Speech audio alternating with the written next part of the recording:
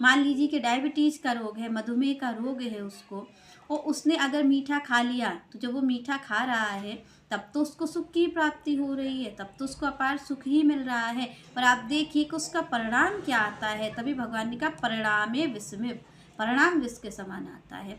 तुरंत तो आपको सुख की अनुभूति कराएगा, पर परिणाम में क्या होता है, परिणाम में आपको अपार दुख दे जाता है, आपको रोग से ग्रसित कर जाती है वही चीज़। तो यहाँ पर भगवान ने कहा कि आप देखिए, आप अगर आप विषय इंद्रियों के साथ आपका मन चल रहा है, जो मन चाहता है वो देख लेता है, जो मन आपका करता है वो आप कर लेते हैं, आप मनमानी आचरण को करते हैं, तो ये मनमानी आचरण आपको कहाँ ले जाने वाला है। अभी तो आप और हमें सुख की प्राप्ति हो जाती है। आप देखिए कि कोई भी व्यक्ति है जो व्यभिचार है, वो व्यभिचार क्या है, तुरंत में सुख ही तो प्रदान करने वाला है।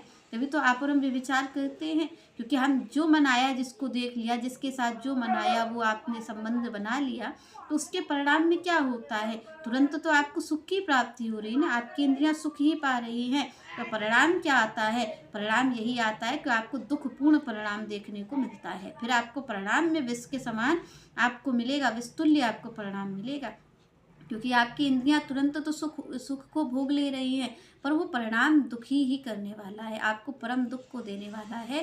तो यहाँ पर भगवान ने कहा कि उसमें क्या होता है, तुरंत सुख की प्राप्ति होती है। कैसा सुख, यहाँ पर भगवान कह रहे अमृत तुल्य सुख, ऐसा सुख उसको प्राप्त होता है।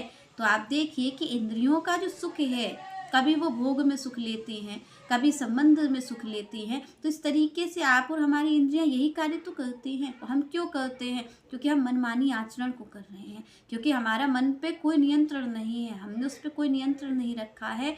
जो मन करता है हम वो खा लेते हैं, जो मन करता है उसको हम देख लेते हैं, जिसका मन करता है उसका स्पर्श कर लेते हैं। तो जब आप और हम विचार ही नहीं कर रहे हैं, हमें सत्संगति, हमें शास्त्र की बातें ही नहीं पता है, हम मनमानी पशुवत आचरण कर रहे हैं। आप देखिए ये जो क्षणिक सुख है ये कौन लेने वाला है, ये पशु ही लेने वाला है। पशु ही ऐसे आचरण करता है कि अभी मैं सुखी हो जाऊं, बात की मुझे चिंता नहीं है, क्योंकि उसके पास विचार शक्ति नहीं है, विचार करने की उसके पास शक्ति नहीं है, इसलिए वो तुरंत तो सुख ले लेता है, बाद में अपार दुख को ही भोगता है।